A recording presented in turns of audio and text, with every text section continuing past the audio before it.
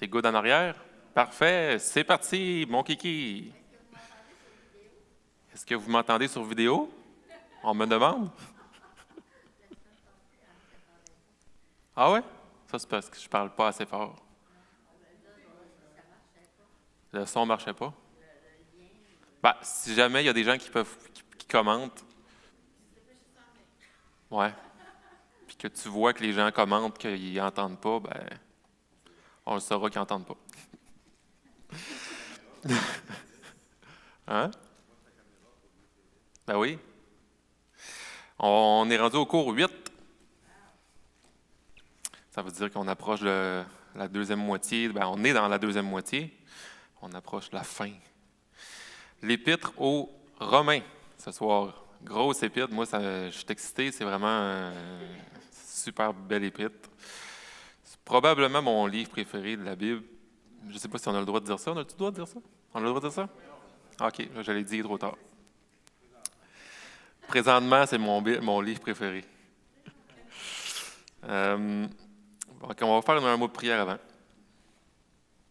Seigneur Dieu, je te prie, je te remercie de cette épître-là aux Romains, qui est vraiment un fondement au niveau théologique et qui en même temps est un encouragement, qui n'est pas juste l'information, mais qui nous pousse à rechercher la sainteté, rechercher ta face, peu importe nos situations de vie. Seigneur, je te prie que ce soir, on puisse être bien éclairé, qu'on puisse vraiment être concentré à ta parole pour qu'ensuite on sorte d'ici non seulement encouragé, mais encouragé à marcher dans tes pas, Seigneur, à ta suite. Amen. L'importance de l'étude de l'Épître aux Romains. Je vais essayer de vous convaincre. Même, je suis pas mal certain qu'il y en a plusieurs qui sont convaincus. Martin Luther, a écrit dans sa préface de son commentaire sur l'Épître aux Romains, « Cette épître est le livre capital du Nouveau Testament, le plus pur évangile. » On sait que ce n'est pas un évangile, mais c'est en voulant dire. Elle est digne non seulement d'être reçue mot pour mot par chaque chrétien, je ne sais pas si c'est le cas, il y en a qui le savent mot pour mot, Romain, par cœur, mais encore de devenir l'objet de sa méditation journalière, le pain quotidien de son âme. Plus on s'en occupe, plus elle devient précieuse et paraît meilleure. Donc Luther désigne l'Épître comme un évangile parce qu'elle est une description systématique de la déchéance humaine et du salut de Dieu que Dieu offre au moyen de la foi à ses élus. De son côté, j'ai apporté Frédéric Godet, c'est un commentaire, bien là, ça c'est le tome 2, sur l'Épître aux Romains. Et lui, le théologien du 20e siècle, un Suisse, il écrit « L'Épître aux Romains est la cathédrale de la foi ». C'est quand même des mots forts. En effet, l'Épître aux Romains est principalement un exposé de la doctrine de la justification par la foi. La justice vient de Dieu. Il est l'acteur principal de l'œuvre accomplie en son Fils Jésus-Christ et il est à l'origine de la foi. La vérité, c'est que Dieu justifie par la grâce seule, au moyen de la foi seule en Christ. Il justifie des pécheurs. Il justifie des pécheurs coupables et condamnés à mourir 2 fois. Parce qu'on se souvient qu'il y a une mort physique, notre corps, et la mort spirituelle.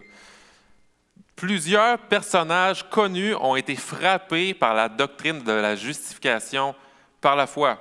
Augustin, le théologien chrétien et philosophe très connu, très influent, il se serait converti en 386 après Jésus-Christ, en lisant Romains 13 à 14. Martin Luther, comme on vient d'en parler, le père de la Réforme, a été radicalement transformé en 1513, après avoir été éclairé par Dieu sur le moyen du salut.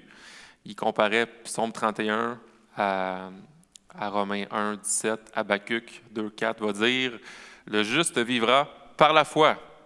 John Wesley, pasteur britannique, fondateur de l'Église méthodiste, s'est converti, lui, en 1738, en écoutant le sermon de Luther sur l'introduction de l'Épître aux Romains. C'est une introduction, puis il a été frappé par ça. par Dieu, s'est converti. Fait que pour bien comprendre la doctrine de la justification, quand on la comprend bien, cette doctrine-là, ça revient à bien comprendre le fondement du christianisme. Est-ce que je suis un justifié par la grâce de Dieu ou est-ce que j'essaie de vivre par ma propre justice qui, elle, conduit à la mort? Cette épître a un pouvoir spécial. Elle amplifie la vie et l'enseignement du Christ en la soutenant de vérités solides pour l'Église. Fait que j'espère que mon introduction vous a convaincu de lire Romains pour les prochaines semaines, les prochains mois, relire Romains et relire Romains. Les destinataires et le contexte de l'Épître, Paul écrit sa lettre à partir de la ville de Corinthe. L'Épître s'adresse aux membres de l'Église de Rome. Paul ne connaît pas les membres de l'Église de Rome parce qu'il n'a pas fondé l'Église. Ce n'est pas ni Paul, ce n'est pas ni Pierre, ni aucun apôtre. Mais Paul désire aller à Rome. Et c'est environ juste 3 ans plus tard qu'il va être capable d'y aller, mais il va y aller comme étant un prisonnier. On voit ça dans Acte 28. Paul leur écrit donc une sorte de condensé de c'est quoi l'Évangile. Et il y a un combat de commentateurs au niveau de la composition de l'Église de Rome. Il y en a qui pensent qu'il y a une majorité païenne, d'autres une majorité juive. D'un côté, on peut logiquement penser que l'Église a été fondée au tout départ par des convertis au jour de la Pentecôte. Avec l'effusion de l'Esprit, Acte 2, on voit par exemple Pierre qui va convertir au verset 10 dans Acte 2 des milliers de Juifs à Jérusalem. Ça dit même des Juifs venus de Rome, des Juifs, des prosélytes. Ça fait qu'on voit qu'il y en avait qui venaient de Rome. Fait que, dès sa première prêche, il y en a 3000 qui se sont convertis. Fait que fort probablement, qui ont ensuite, après ça, quitté Jérusalem pour fonder des églises un peu partout, dont à Rome. Donc, la première phase de l'Église est fort probablement juive. Et là où ça se complique, c'est en l'an 49, l'empereur Claude décide d'expulser les Juifs de la ville de Rome, incluant donc les judéo-chrétiens, parce que dans ce temps-là, le christianisme n'est pas reconnu comme une religion officielle, c'est comme une secte du judaïsme, donc les chrétiens aussi sont mis dehors de la ville de Rome. Donc il y a plusieurs années où l'Église de Rome était composée de chrétiens païens, finalement, des païens qui se sont convertis, qui sont restés à Rome parce qu'ils n'étaient pas juifs. Et on voit d'ailleurs une salutation de Paul dans l'Épître, c'est à la toute fin, au chapitre 16, qui suggère que plusieurs pagano-chrétiens, des chrétiens païens, s'étaient établis à Rome. La liste, là, il y a 26 personnes qui sont nommées au chapitre 16, c'est presque toutes des païens. Et dans ce contexte-là, l'Église devait être devenue très éloignée des coutumes et des pratiques juives. Et ça crée beaucoup de tensions.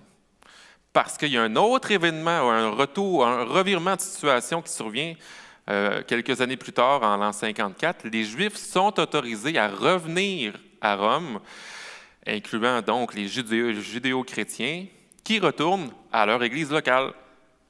Fait qu'on a un contexte en l'an 58 où ce que Paul rédige sa lettre aux Romains, dans ce climat de tension-là, entre les chrétiens d'origine juive et d'origine païenne. Donc, il écrit une lettre pour l'Église pour qu'elle soit unifiée par l'Évangile seul et par ce qui unifie tous les chrétiens du monde entier, de toutes les générations. On parle ici de la justification par la foi. C'est quoi la différence entre le christianisme et toutes les autres religions? Bien, notre Dieu est descendu à nous, parmi nous.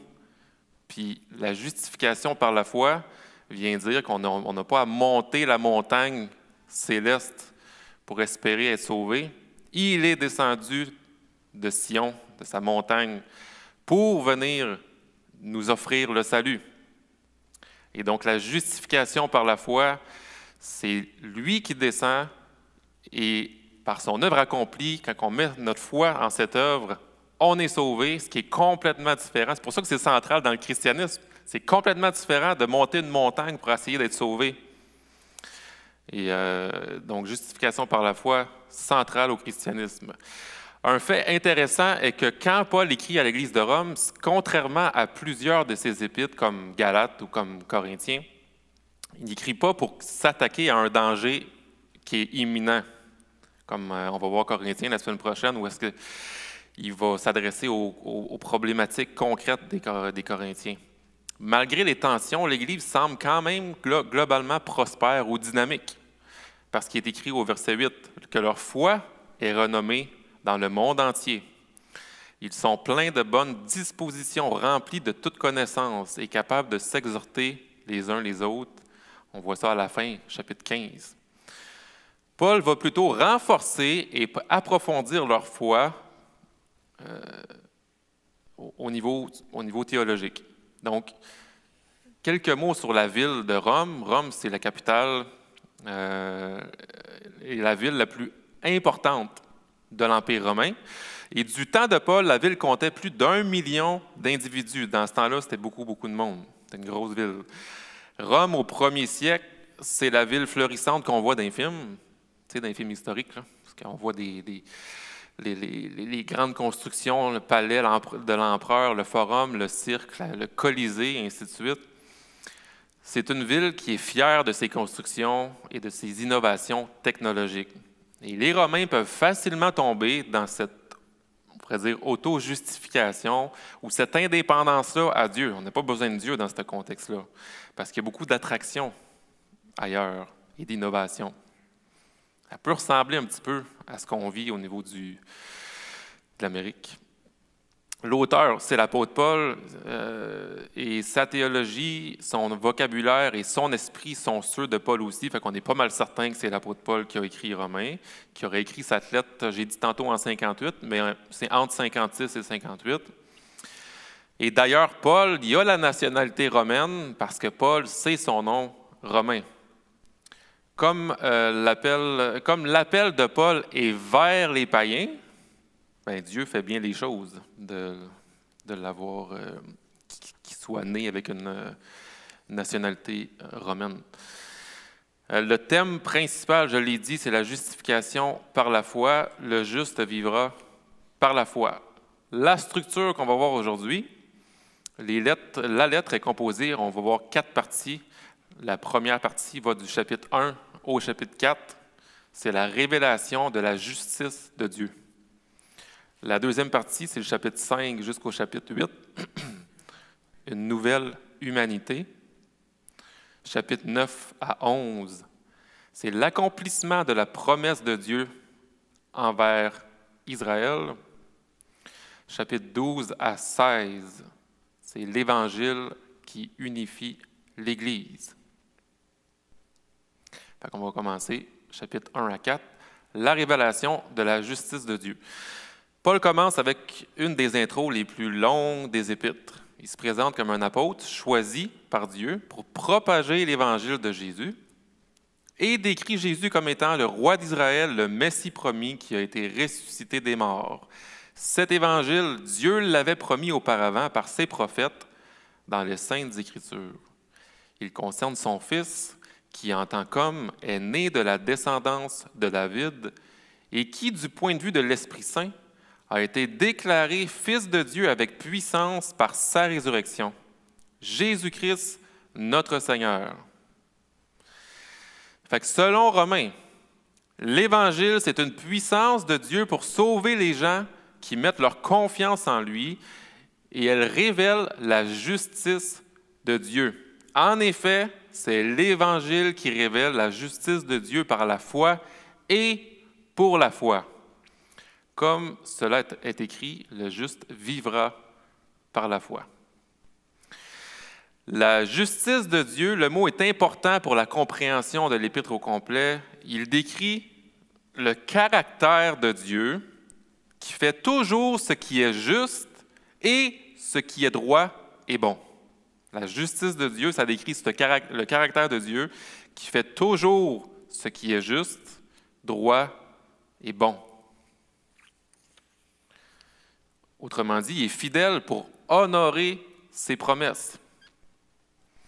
On va le voir, on va le découvrir ce que je suis en train de dire tout au long de l'Épître. Fait que chapitre 1, 18 à 32, Paul va démontrer que toutes les nations ont été emprisonnées dans la spirale du péché, dans l'égocentrisme, centré sur soi-même, sur la création plutôt que le Créateur. On s'est éloigné de Dieu, on a tombé dans l'idolâtrie. On trouve un sens à notre vie dans des choses créées et on s'y soumet à ces choses créées. C'est drôle à quel point que c'est ressemblant à ce qu'on vit présentement. Le résultat, c'est une distorsion de notre humanité. On n'est pas fait pour ça. Et un comportement destructeur, une humanité qui est coupable des accusations portées par un Dieu impartial et juste. On est loin de la grâce à bon marché, là. Donc, chapitre 2, jusqu'au chapitre 3, verset 8, Paul va démontrer que le peuple d'Israël, qui a reçu la Torah, est autant pécheresse et idolâtre.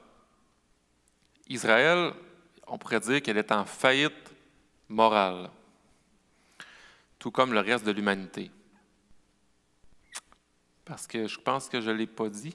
En tout cas, avant le chapitre 2, ça semble s'adresser plus aux païens, aux gens du monde.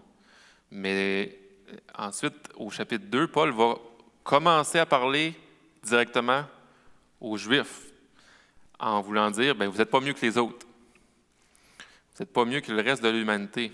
Vous ne faites peut-être pas des créations vous mettez, en forme d'animaux, pour les idolâtrer, mais votre idolâtrie, elle se manifeste autrement. Israël est même plus coupable que le reste du monde de par le fait qu'ils ont reçu les oracles de Dieu pour être un peuple sanctifié, mais tombent quand même dans les mêmes sortes de péchés. Fait que finalement, c'est toute l'humanité qui est désespérée, qui est prise au piège et qui est coupable devant Dieu. Fait que j'aurais pu prendre chapitre 1, verset 18, jusqu'au chapitre 3, verset 8. Puis c'est l'humanité qui est pécheur, autant le païen, Paul va commencer par eux, puis ensuite le juif, ce qui représente toute l'humanité. Mais il va quand même commencer à dire, Paul, dans sa lettre, que la bonne nouvelle de Jésus est la réponse de Dieu. Au lieu de tenir l'humanité coupable, Jésus est venu comme le Messie d'Israël pour mourir au nom de tous, subissant les justes conséquences de la souffrance, du péché et de la mort. Il a vaincu par sa résurrection d'entre les morts. Il a vaincu la mort. C'est sa nouvelle vie qu'il offre aux autres. Jésus est devenu ce que nous sommes afin de devenir ce qu'il est. Et la justification est un terme très riche dans l'Ancien Testament. Je reviens à la justification parce que ça continue ce thème-là dans Romains. La signification simple, on va dire, dans l'Ancien Testament pour la justification, c'est déclarer juste. En Christ, on reçoit un nouveau statut légal devant Dieu. Au lieu d'être déclaré coupable, Dieu déclare qu'une personne, en termes complètement légaux, elle est légitimement juste devant Dieu. C'est une relation légitime avec Dieu maintenant. Le droit d'être en relation avec lui. Et donc, par la bande, la personne elle a été pardonnée. Et ça s'ensuit ensuite le fait de pouvoir être dans une nouvelle famille, le peuple de l'Alliance. Celui qui place sa confiance en Jésus reçoit une place parmi le peuple de l'Alliance. Et c'est pourquoi on s'appelle frères et sœurs dans l'Église. On reçoit un nouvel avenir, l'espoir d'une vie transformée, qui commence par une transformation qui vient de la grâce et qui progresse toute notre vie, et jusqu'à l'accomplissement complet dans la vie éternelle. C'est la sanctification, mais en fait, là, la sanctification, c'est quoi? C'est la justification en action. Parce qu'on retourne continuellement. C'est quoi la sanctification? C'est que quotidiennement, on retourne au fait que Je suis sauvé par la grâce de Dieu. Je suis un justifié et non un condamné. C'est pour ça qu'aujourd'hui même, par la grâce de Dieu, je prends la décision de vivre comme un justifié. Et c'est comme ça qu'on progresse dans nos combats quotidiens. Ça fait qu'on peut dire que la sanctification, c'est la justification en action.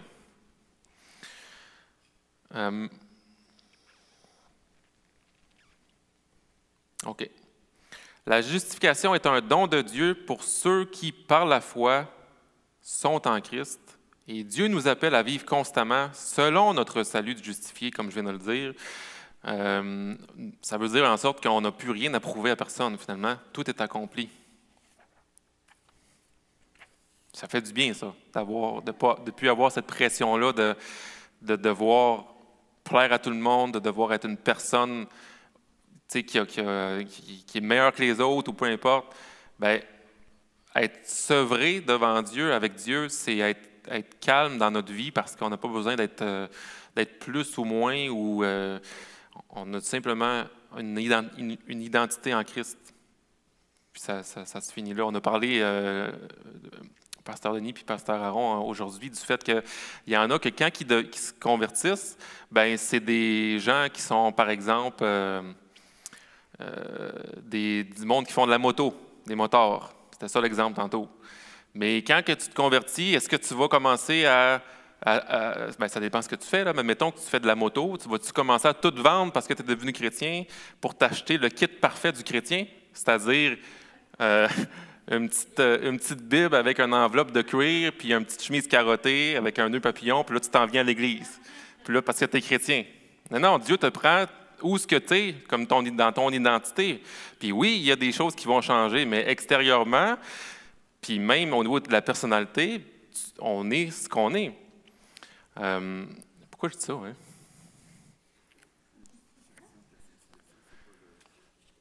Bien, c'est ça, c'est parce que dans le fond, on ne se conforme pas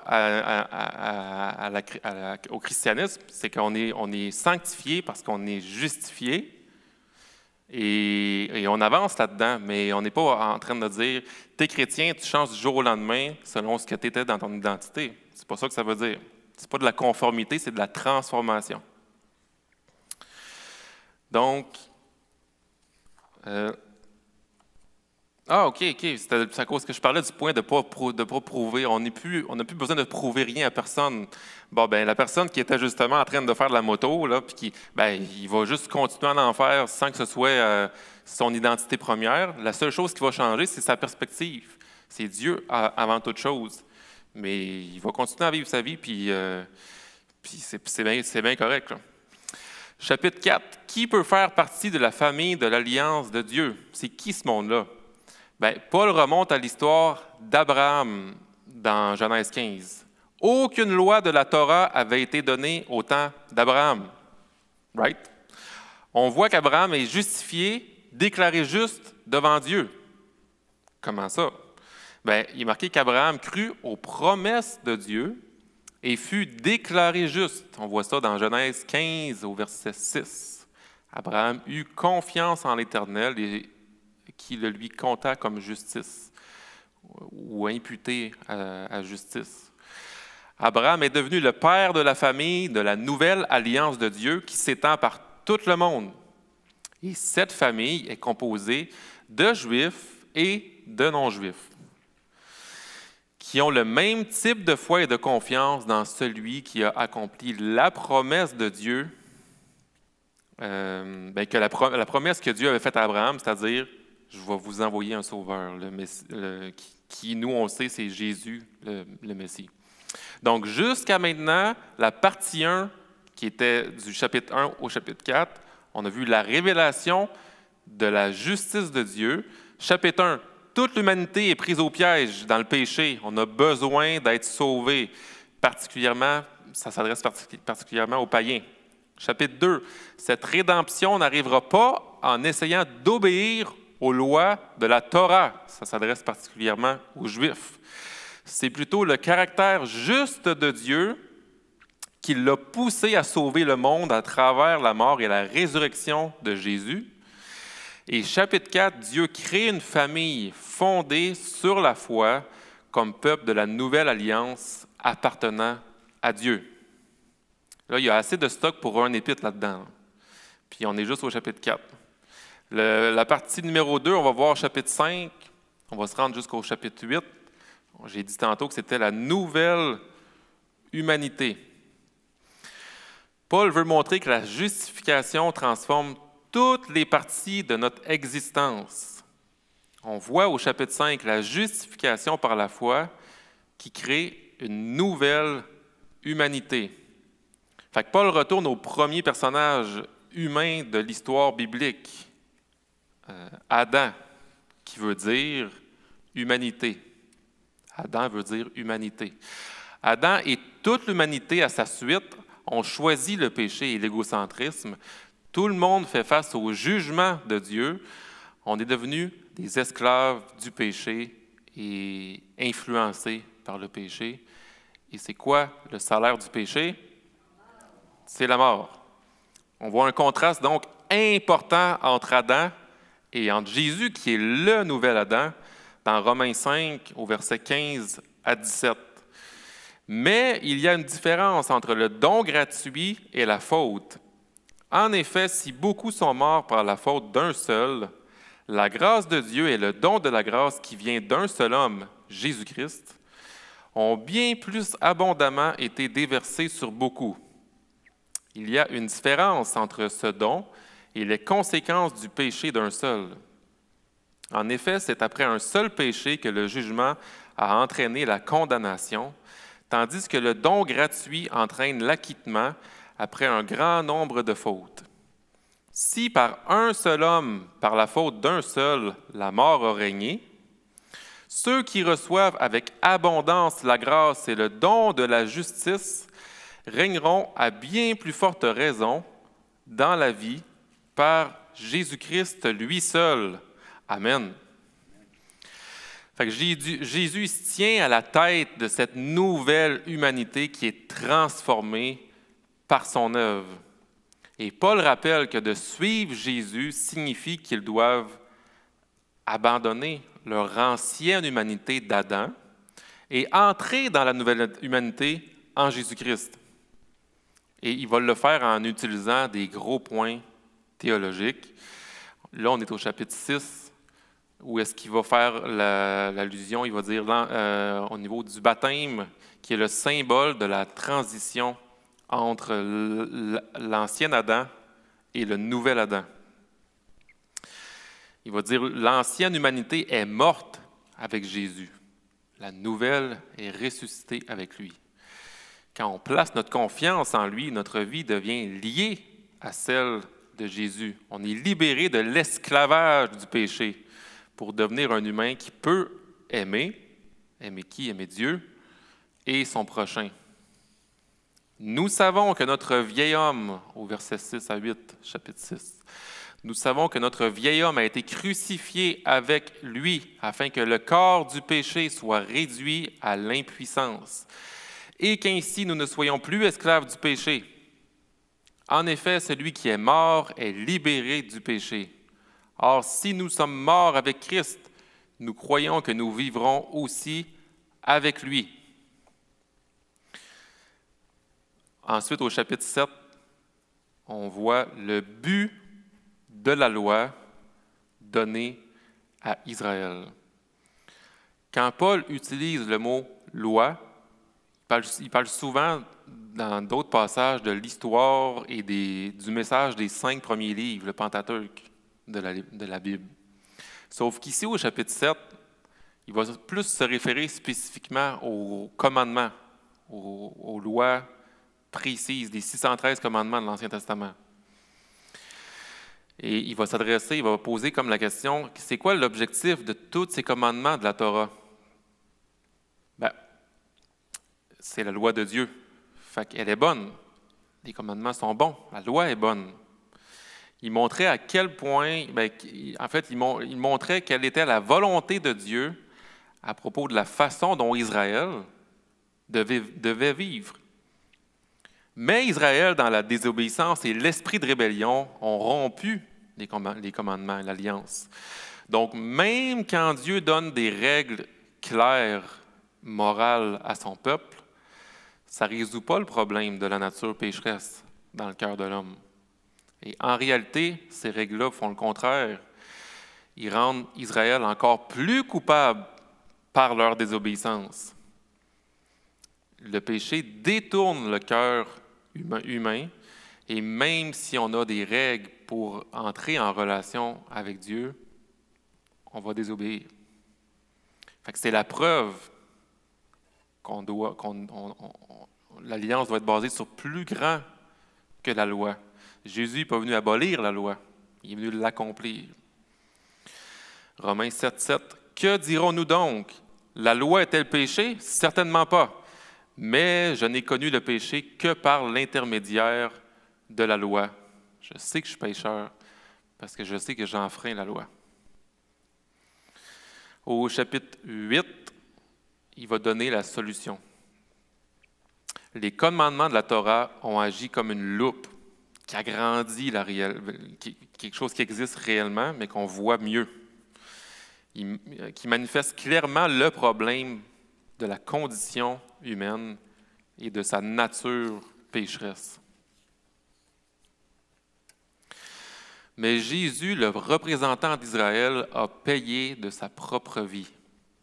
Fait que, au chapitre 7, on voit à quel point qu'on est pécheur, comme on l'avait vu au début de l'Épître, mais maintenant c'est amplifié. C'est comme, vous êtes pécheur, mais regardez à la loi, puis vous allez le savoir, puis vous allez reconnaître que vous l'êtes.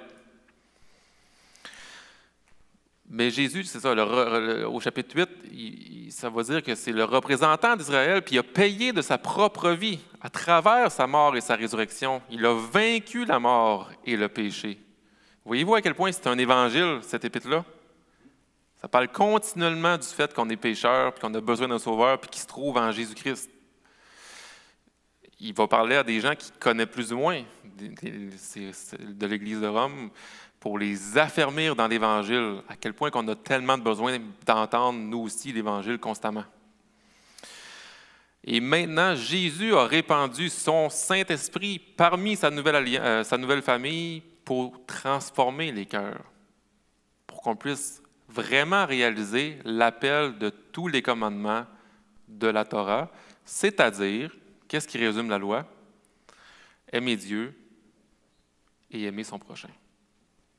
C'est le fameux chapitre où on lit au verset 1. « Il n'y a donc maintenant aucune condamnation pour ceux qui sont en Jésus-Christ, qui ne vivent pas conformément à leur nature propre, mais conformément à l'Esprit.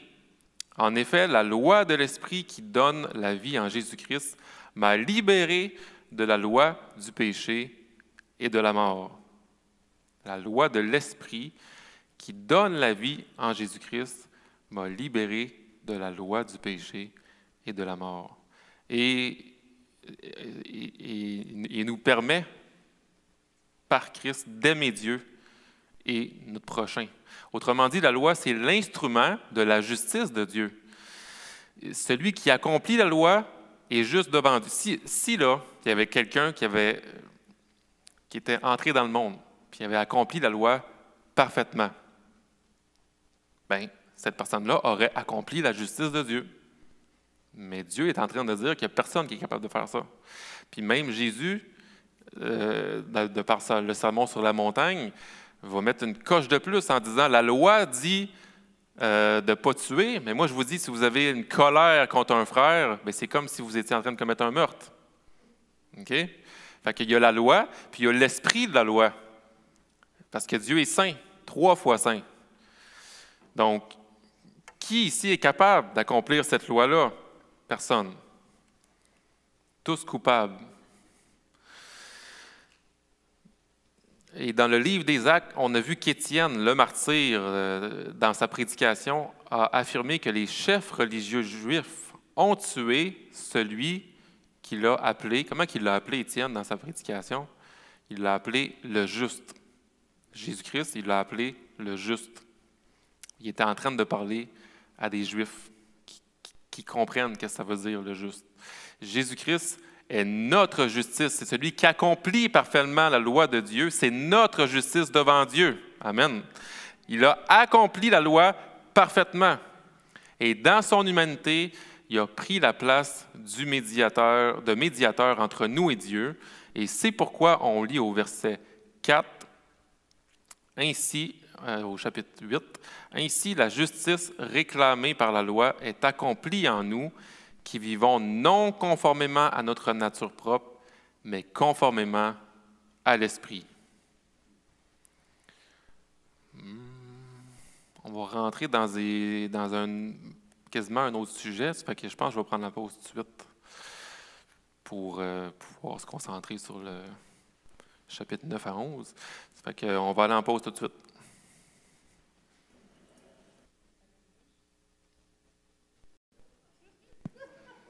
Un, deux, un, deux, un, deux.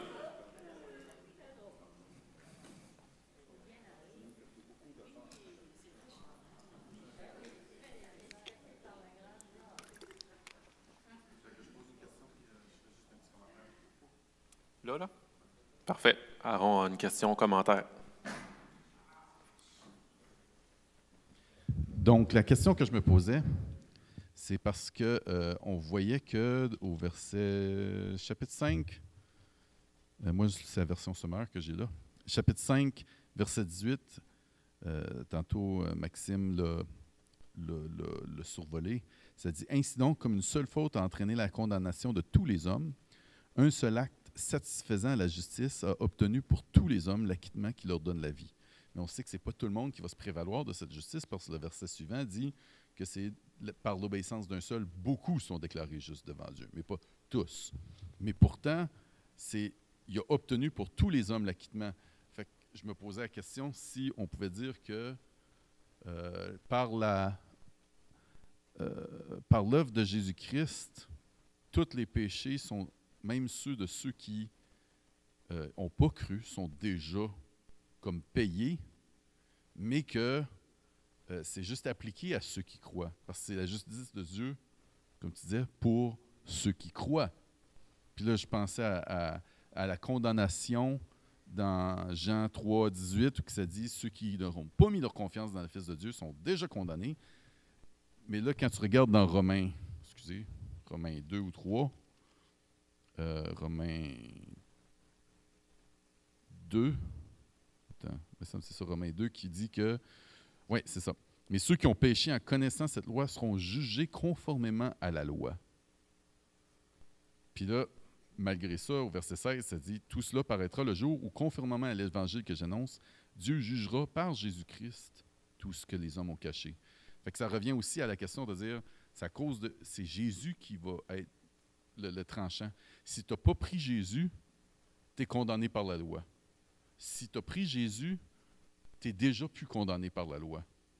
Mais c'est quand même là pour dire, est-ce que les gens vont être condamnés parce qu'ils n'ont pas accompli la loi? Non.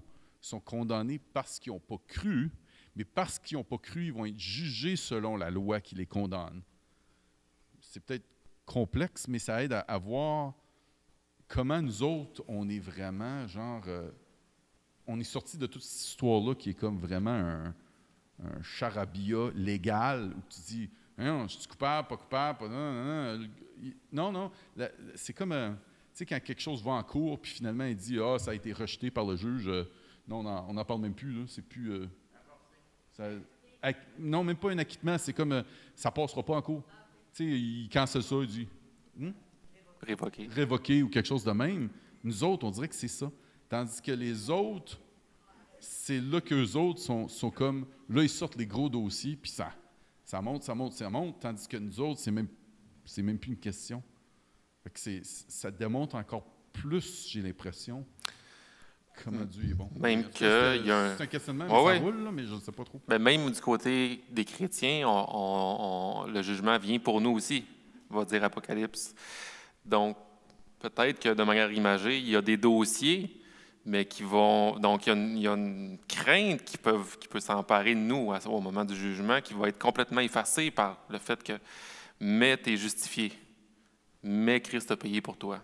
Puis de toute façon, dans ce commentaire-là, Jésus-Christ et celui qui divise l'humanité en deux, à travers le fait que tu es croyant ou tu es non-croyant, tu es sauvé ou tu n'es pas sauvé. Ça, c'est un fait. Ça fait que, chapitre 9, on revient au chapitre 9 jusqu'au chapitre 11. On avait fini avec « La justice réclamée par la loi est accomplie en nous, qui vivons non conformément à notre nature propre, mais conformément à l'esprit. » Mais maintenant, l'autre aspect, au chapitre 9, on commence à parler du statut actuel des Israélites qui ne connaissent pas Jésus comme Messie. Parce que c'est quoi leur statut à cette gang-là? Si la justice de Christ fait foi de tout, comment la Bible répond aux promesses de Dieu envers Israël comme nation? Fait que le chapitre 9, 10, 11 va parler d'Israël dans le passé, dans le présent et dans le futur. Au chapitre 9, donc, Israël dans le passé, Paul commence avec sa propre inquiétude au sujet de ses compatriotes juifs, les Israélites, qui ne croient pas que Jésus est le Messie.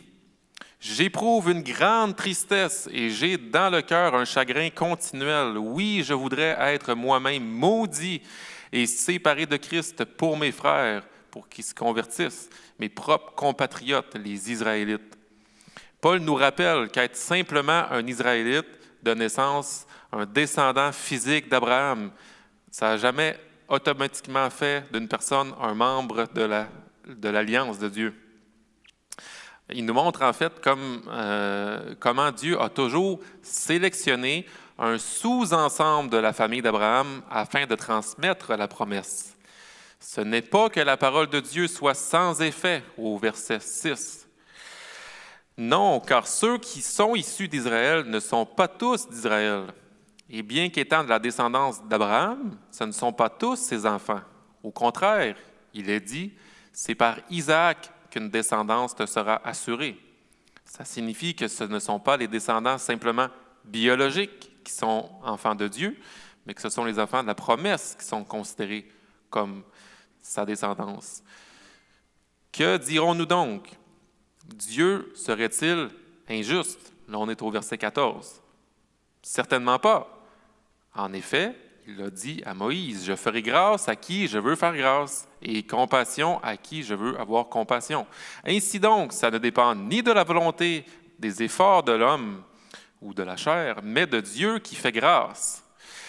Et au verset 27 du même chapitre, Ésaïe, de son côté, s'écrie au sujet d'Israël, « Même si les Israélites, de par leur nombre, étaient pareils au sable de la mer, un reste seulement sera sauvé.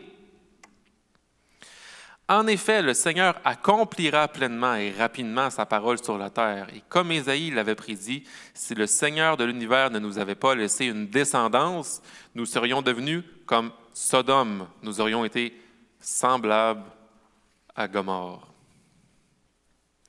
Paul y est catégorique dans les 3 passages du chapitre 9. Même dans l'Israël comme peuple de Dieu dans l'Ancien Testament, c'est un reste seulement qui est sauvé parmi eux. Et ce reste, ce sont les croyants de la promesse. Et ces croyants, c'est des Juifs comme des non-Juifs. Et Paul va même plus loin. Juifs comme non-Juifs méritent la mort éternelle. Si ce n'était pas de la providence, si ce n'était pas de la grâce de Dieu, il n'y aurait tout simplement pas eu de sauveur. Nous serions devenus, comme il dit, comme Sodome et Gomorrhe. Qu'est-ce qui est arrivé à Sodome et Gomorrhe? Détruit par le juste jugement de Dieu. Et ça, il faut s'en souvenir. Dieu n'est pas injuste. La destruction de Sodome et Gomorrhe était le juste jugement de Dieu envers eux. Puis Paul va se servir de cette image-là. On méritait cette destruction-là, ce jugement juste de Dieu. Si ce n'était pas de la grâce, à qui il veut faire grâce, et de la miséricorde, à qui il veut faire miséricorde, on ne serait pas sauvé. Mais Dieu fait grâce à qui il veut faire grâce. Il faut se souvenir que c'est un don immérité. On ne part pas avec « ben non, je le mérite, puis s'il ne me l'enlève, il n'est pas juste ». Non, on allait tous dans la même direction, dans le feu éternel. Puis la grâce, elle est imméritée. Ça fait que ça, c'est Israël, plus dans le passé, dans l'Ancien Testament. Israël, dans le présent, au chapitre 10. La raison pour laquelle beaucoup d'Israélites rejettent Jésus, va dire Paul, est qu'ils fondent leur relation d'alliance avec Dieu sur leur exécution des commandements dans la Torah, comme on a parlé. Parce que je vais accomplir la loi, je vais gravir les échelons, les marches de la montagne pour atteindre le salut de Dieu. Je vais y arriver par moi-même. C'est comme si pour eux, l'obéissance à la loi, c'est ça qui allait les sauver. Et malheureusement, ils ne reconnaissent pas qu'ils n'arriveront jamais à atteindre les attentes de Dieu. Et ce que Dieu a fait à travers Jésus pour créer une nouvelle famille d'alliance, elle est sur la base de la foi. Et c'est ce que dit la fin du chapitre 9. Tandis qu'Israël, qui cherchait une loi de justice, n'est pas parvenu à cette loi. Pourquoi? Parce qu'Israël l'a cherché non par la foi, mais par les œuvres de la loi. Ils se sont heurtés à la pierre qui fait obstacle, comme il est écrit, « Je mets dans Sion une pierre qui fait obstacle, un rocher propre à faire trébucher, mais celui qui croit en lui ne sera pas couvert de honte. » C'est pourquoi Paul, il est triste, il est peiné de ses compatriotes israélites. Il va dire que le vœu de son cœur est qu'il soit sauvé, même qu'il soit lui-même maudit pour qu'eux soient sauvés. Cette gang-là, les Israélites, les Juifs non chrétiens, ils ont réellement du zèle pour Dieu. Ils sont réellement zélés pour Dieu. Ils sont réellement zélés pour obéir à la loi de Dieu. Mais ce zèle-là, va dire Paul, n'est pas conforme à la vraie connaissance. Et ça, c'est important.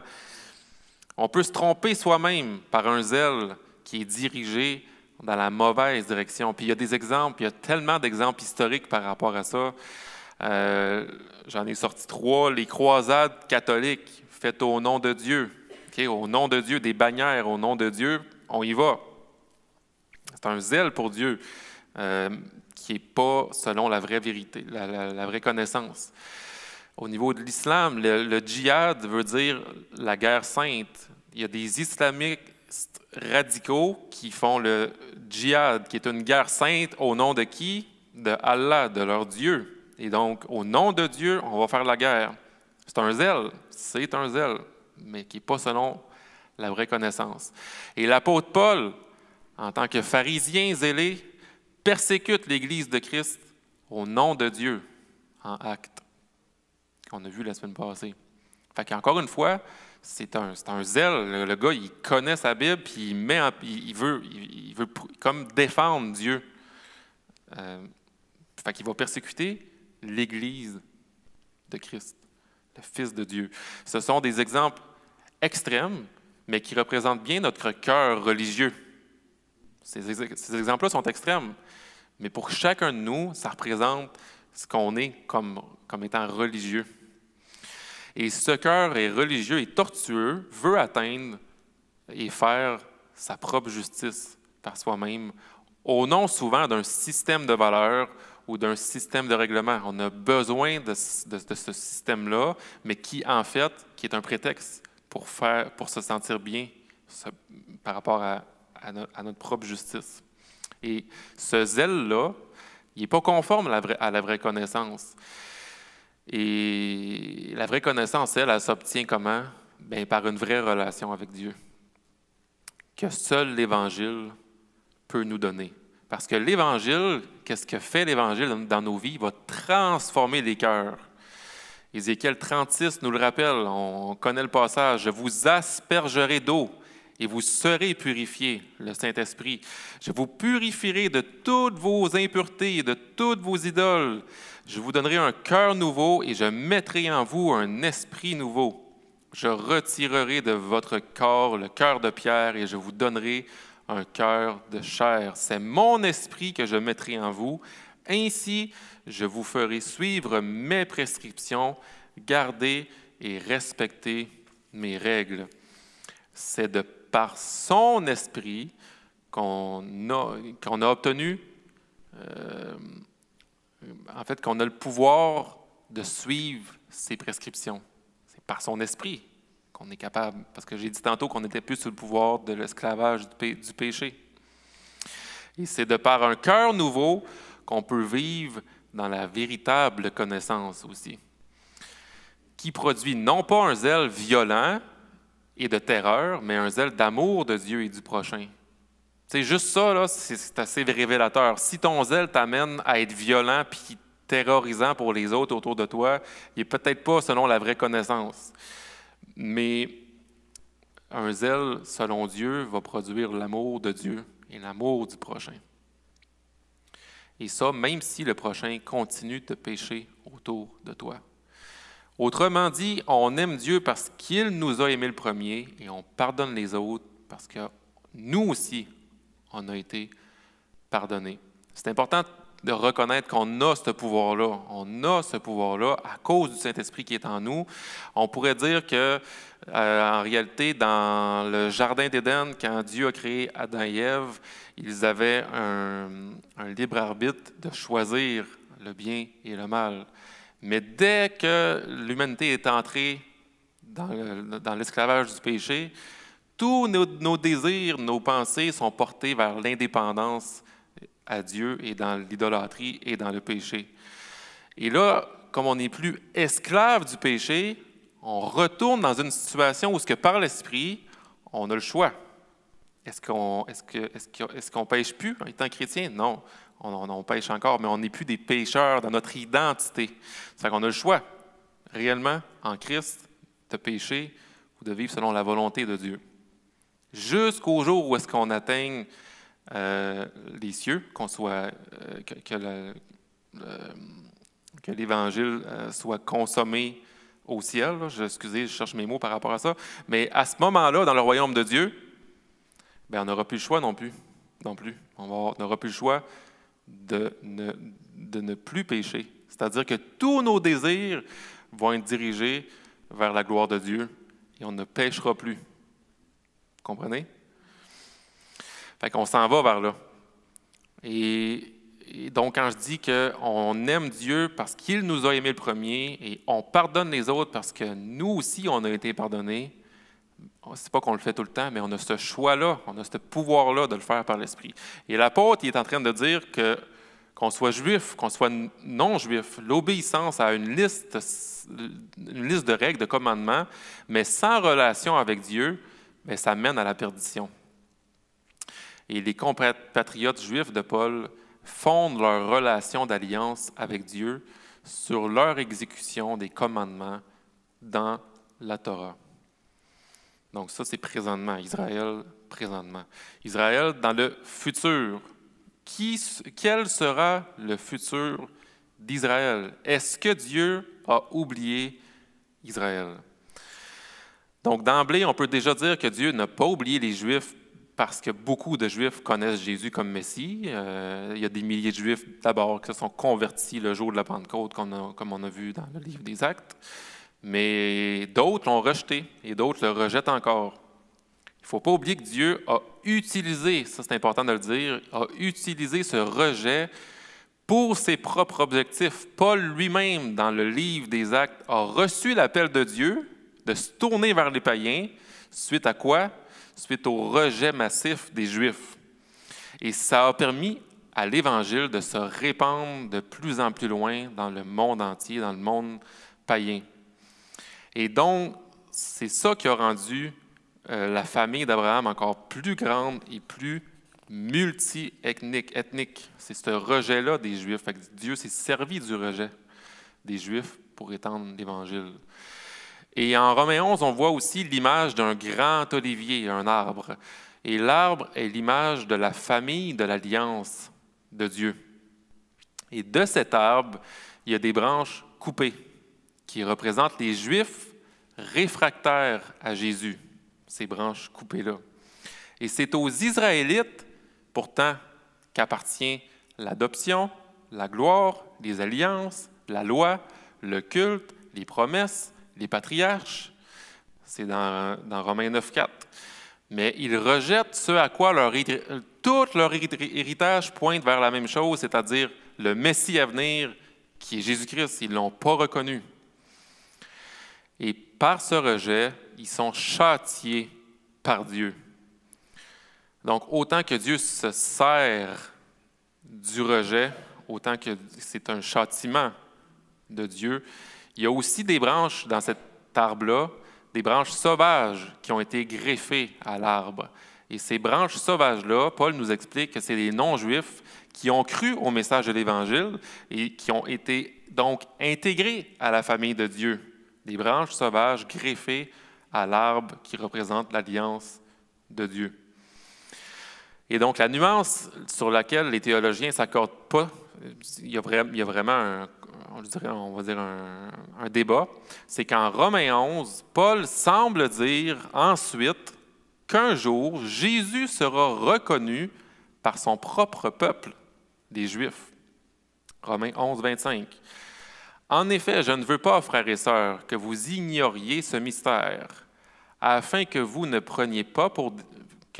vous preniez pas pour des sages.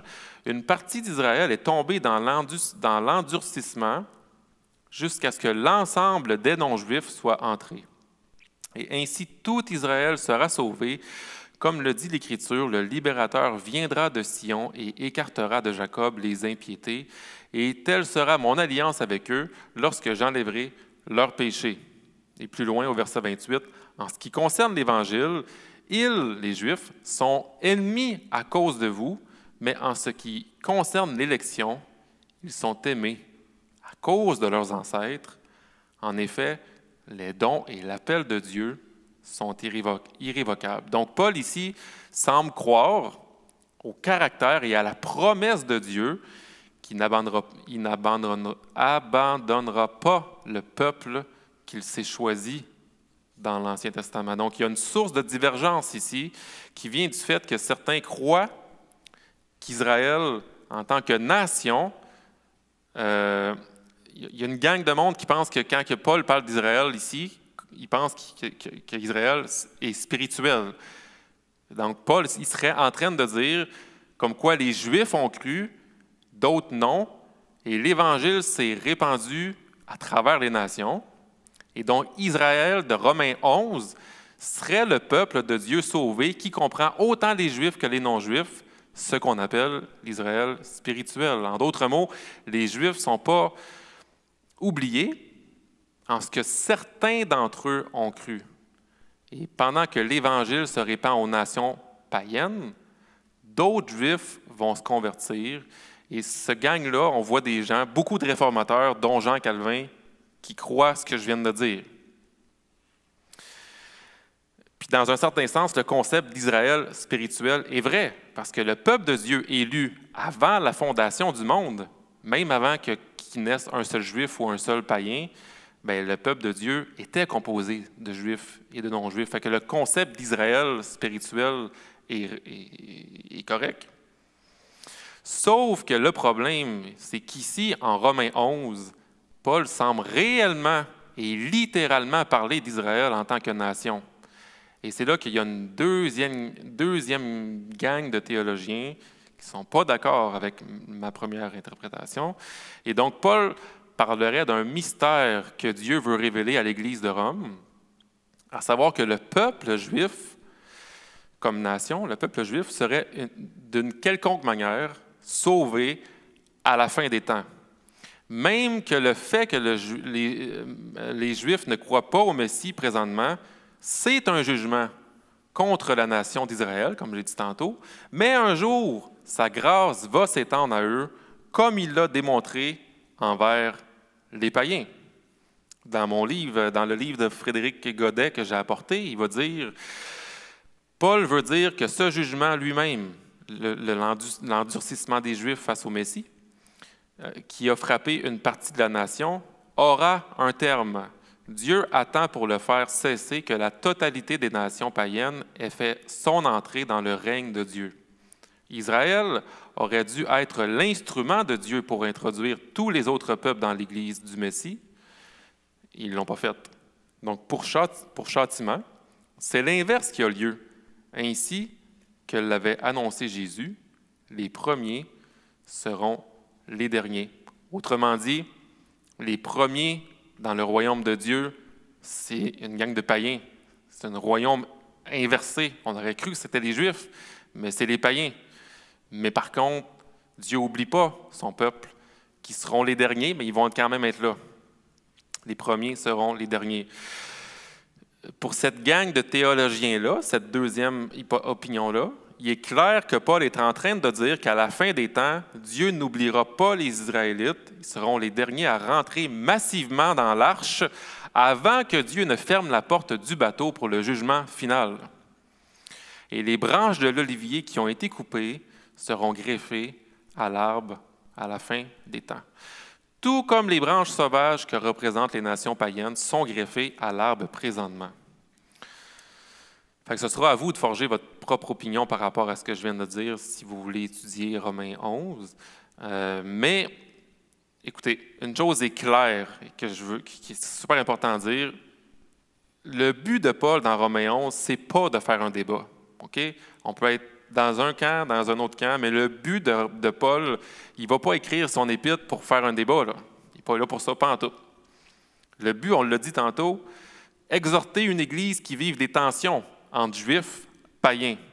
Démontrer aux chrétiens païens que Dieu ne rejettera pas définitivement les Juifs. Fait accueillez-les. C'est une des raisons pourquoi il y en a plusieurs qui pensent que l'Église de Rome était majoritairement païen, parce qu'il parle aux païens en termes d'accueillir ce gang-là aussi là, qui vient de revenir là, en parlant des Juifs, parce que Dieu ne les rejettera pas définitivement.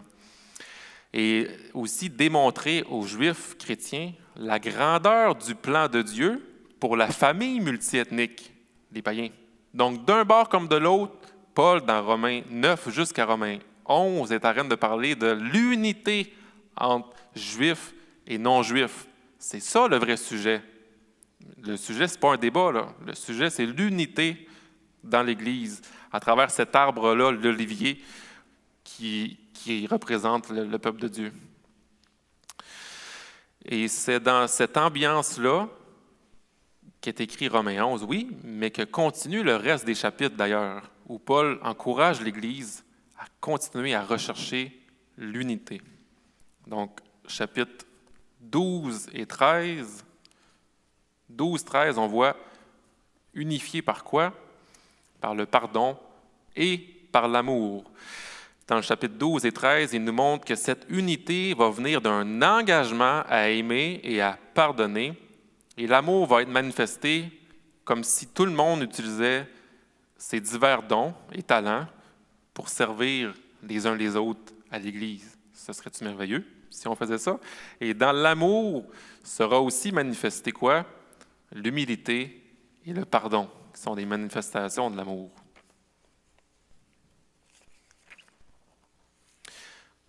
Le plus grand commandement, c'est d'aimer Dieu et ensuite son prochain. Et l'amour est l'accomplissement de la loi, va dire Romains 13, 10. Et Romains 12 commence avec un passage assez connu dans nos églises, on le dit assez souvent. Romains 12, 1. « Je vous encourage donc, frères et sœurs, par les compassions de Dieu. » Puis en passant, il y a un donc ici. Là. « Je vous encourage donc. » Fait que ce que je viens de dire par rapport à Romains 11, la complexité des idéologies qui sont véhiculées, bien, on voit ici que le but de Paul, c'est pas de faire un débat, encore une fois. Il est en train de dire « Je vous encourage donc, frères et sœurs, par ce que je viens de dire, par les compassions de Dieu, à offrir votre corps comme un sacrifice vivant, saint, agréable à Dieu. Ce sera de votre part un culte raisonnable. Ne vous conformez pas au monde actuel, au siècle présent, mais soyez transformés par le renouvellement de l'intelligence afin de discerner quelle est la volonté de Dieu, ce qui est bon, agréable et parfait. » Et juifs comme non-juifs sont priés d'être transformés par le renouvellement de l'intelligence pour faire la volonté de Dieu. Et c'est dans la régénération par l'Esprit que l'unité chrétienne se trouve. Efforcez-vous de conserver l'unité de l'Esprit par les liens de la paix. Parce qu'il y a un seul corps, il y a un seul esprit. De même que vous avez été appelés à une seule espérance par votre vocation, une seule espérance. Il y a un seul Seigneur, une seule foi, un seul baptême, un seul Dieu. Éphésiens 4. Concrètement, là, comment ça va se manifester cet amour-là et cette unité-là dans l'Église? Bien, c'est ça que Paul va illustrer pour le restant du chapitre et au chapitre 13 aussi. Donc, une liste de choses que Paul va parler. On ne va pas les voir en détail. Paul va parler de ne pas avoir une trop haute opinion de soi-même, de garder des sentiments modestes, d'utiliser les dons de l'esprit pour faire grandir les autres spirituellement, avoir un amour sans hypocrisie, s'attacher au bien. C'est ça, s'attacher au bien dans le sens par rapport au mal. Être plein d'affection pour les autres. Avoir du zèle et non de la paresse. Être fervent d'esprit et servir le Seigneur. Se réjouir dans l'espérance et être patient dans la détresse. Persévérer dans la prière. Pourvoir aux besoins des saints et être hospitalier. Bénir ceux qui nous persécutent. Se réjouir avec celui qui se réjouit et pleurer avec celui qui pleure. Ne pas se venger soi-même, laisser Dieu agir. Rendre à chacun ce qui lui est dû, se soumettre aux autorités. Tout ça, d'abord, c'est énorme, c'est 2 chapitres, puis il y a du stock. Ça démontre l'amour envers Dieu, d'abord, et l'amour pour les frères et sœurs, et ça démontre aussi qu'on recherche l'unité dans l'Église.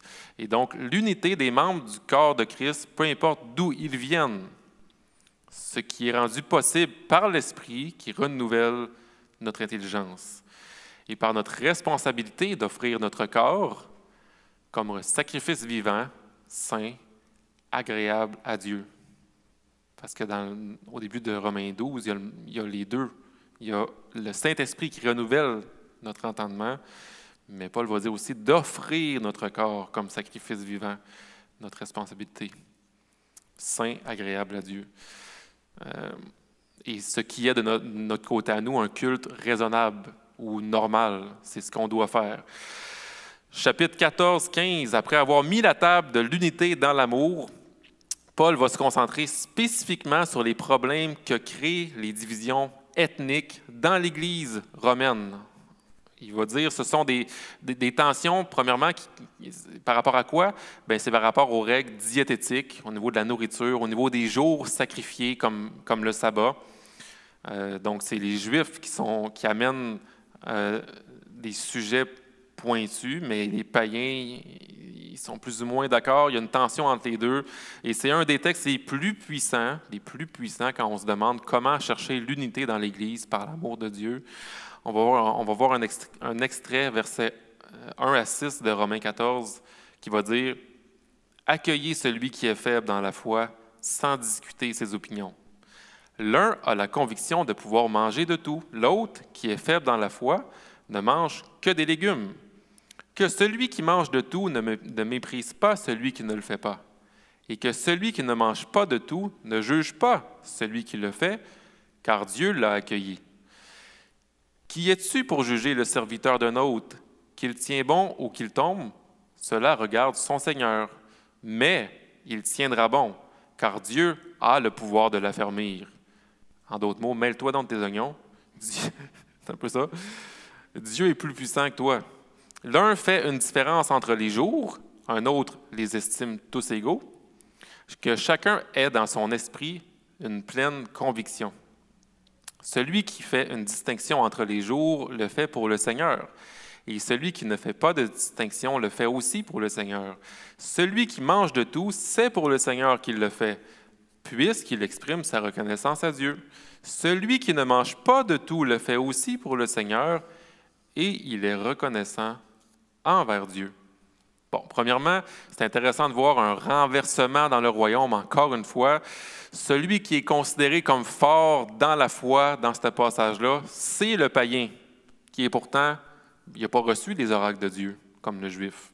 Mais il est considéré, puis le juif, lui, est considéré comme le faible dans la foi, de par les traditions qui sont rendues inutile en Christ, mais le Juif qui est sauvé le fait par la pleine conviction qu'il doit le faire.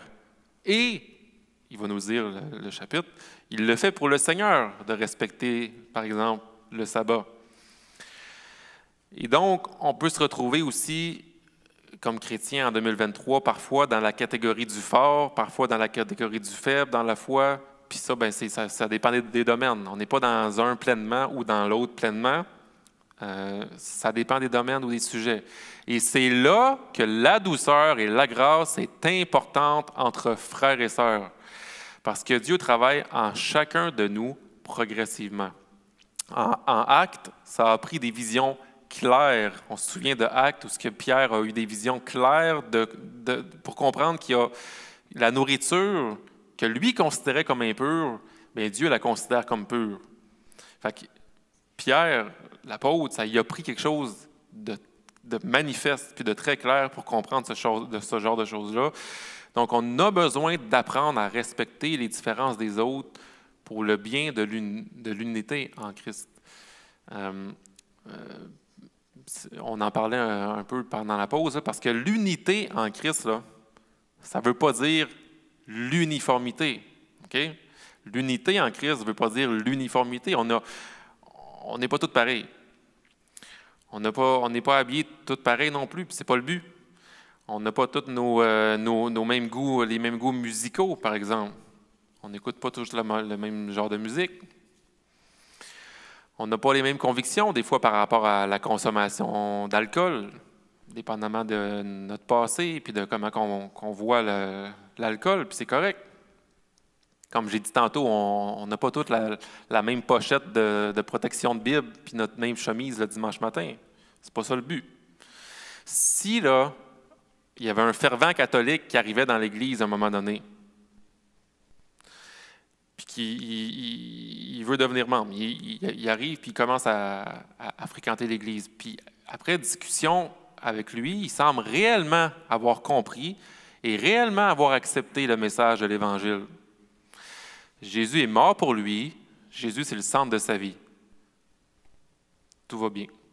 Sauf qu'après quelques semaines, une année, il te raconte qu'il fait encore son chapelet par habitude puis par conviction.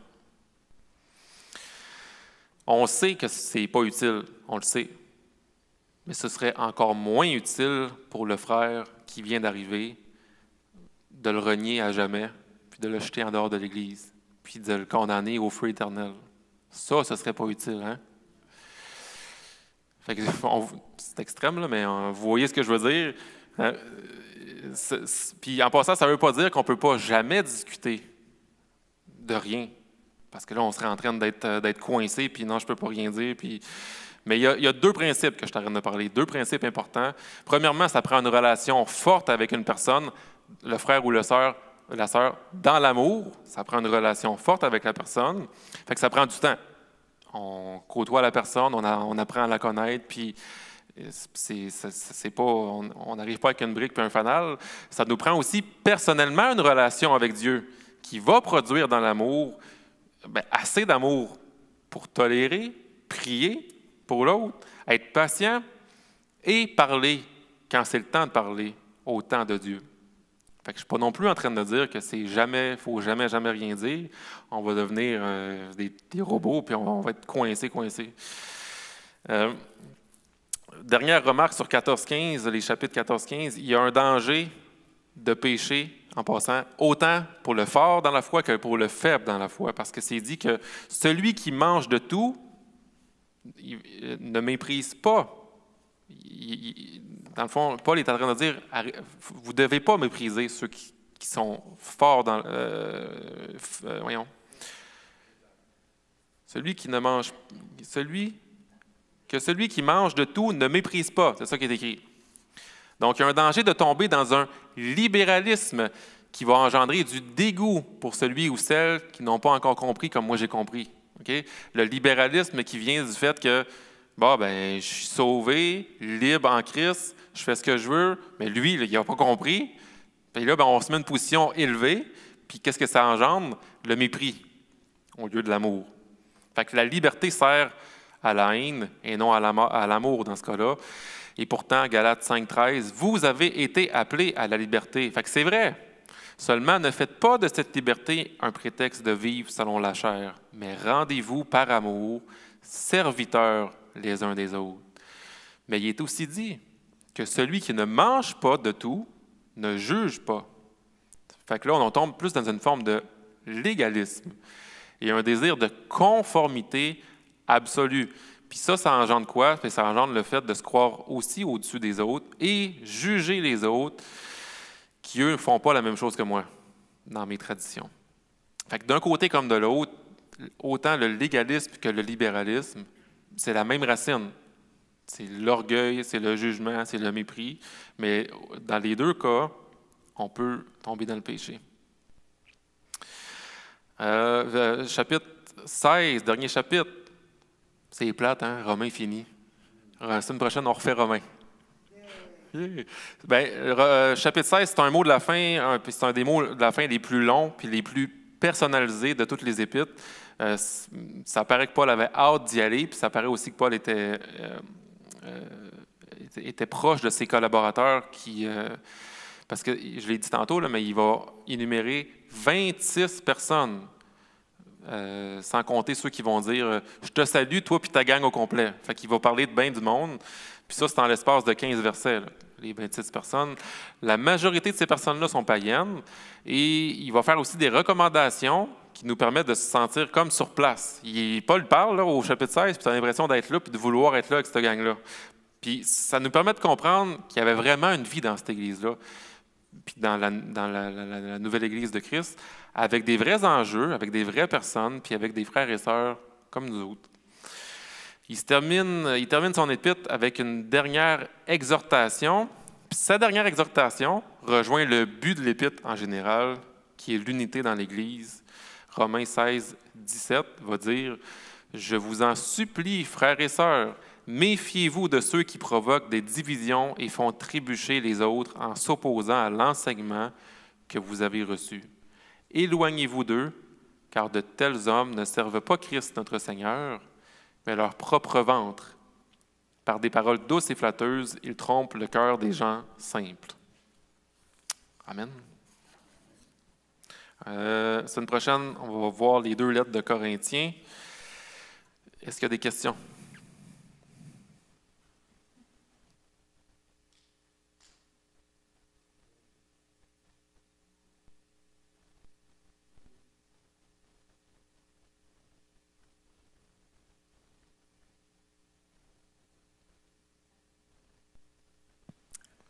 Il vous reste 10 minutes.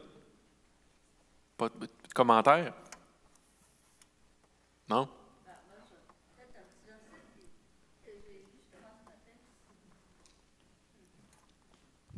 Ce matin, par rapport à Jean, tu parlais qu'il y en a qui vont même aller jusqu'à tuer.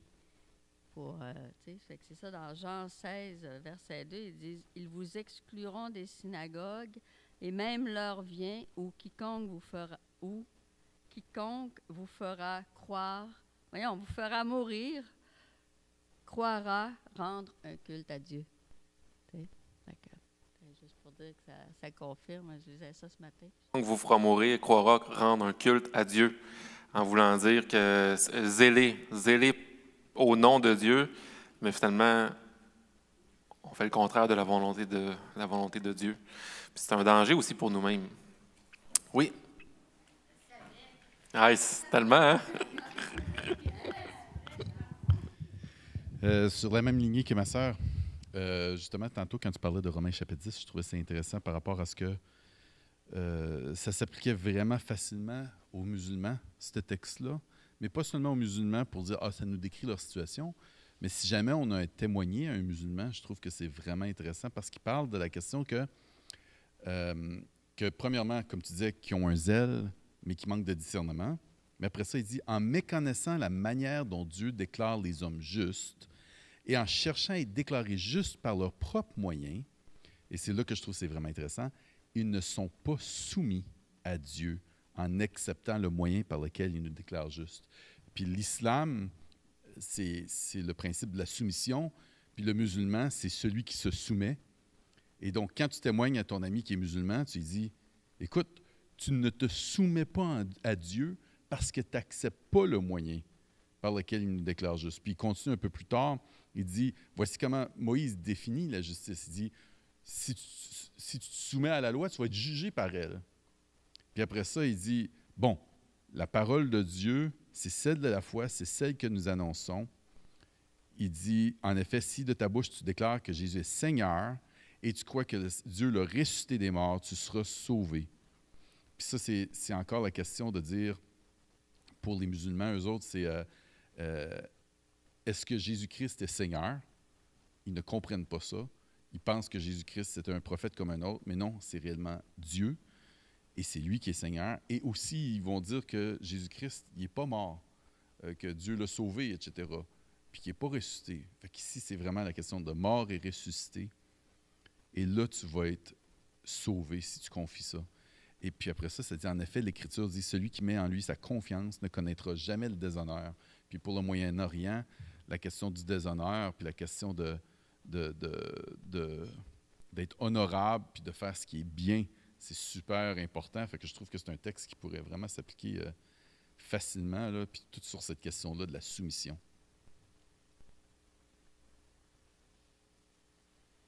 Oh, puis la soumission, quand on est toujours soumis à quelqu'un en passant ou à un système de valeurs. Ça, c'est vraiment un point aussi, c'est que on est esclave de quoi ou de qui.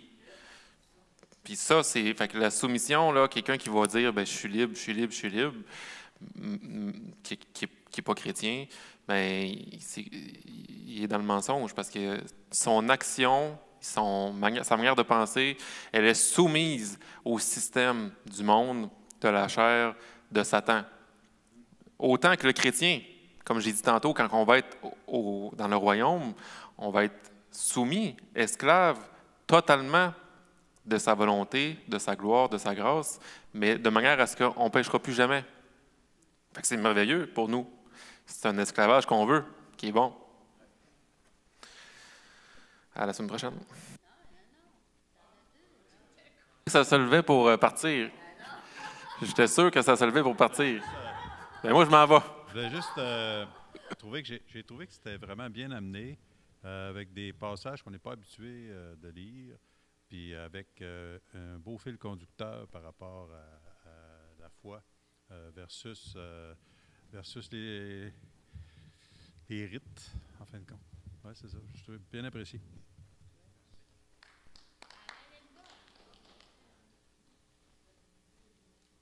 Une parole qui me touche beaucoup dans les Écritures, ça résume bien, parce qu'on dirait l'Épître aux Romains. On a parlé de sa déchéance, on a parlé qu'Israël essayait de l'accomplir par la loi, on a parlé de l'amour mutuel, mais on regarde ici dans Romains 12, verset 8, « Celui qui aime les autres a accompli la loi. » Fait que je trouvais que c'était un beau résumé de l'Épître. Merci. Yes. Non, c'est parce que avant que je me disais, je voulais remercier le Seigneur parce que justement, je trouve que le cours t'amène, tu nous sors des descriptions battues. Tu sais, comme on dit, des sentiers battus. Tu sais, on a eu Hébreu. Tu as commencé par Hébreu. Tu disais que c'était la base. J'ai trouvé ça génial. Après ça, là, ce soir, tu disais que, voyons, Colin, ma petite idée. Tu disais que Romain, oui, c'est ça. Romain, c'était comme. Tu m'as vraiment fait voir que c'était un évangile. C'est vrai que c'est un évangile. Tu sais, que je trouve que c'est ça. Moi, j'aime beaucoup ton cours pour ça parce que ça amène des facettes différentes. Yes, gloire à Dieu, merci. C'est encourageant aussi parce que c'est quand même du travail, mais c'est du travail béni. Quand je le prépare moi-même, là, c'est vraiment, vraiment bénissant. Ça fait plaisir. Good.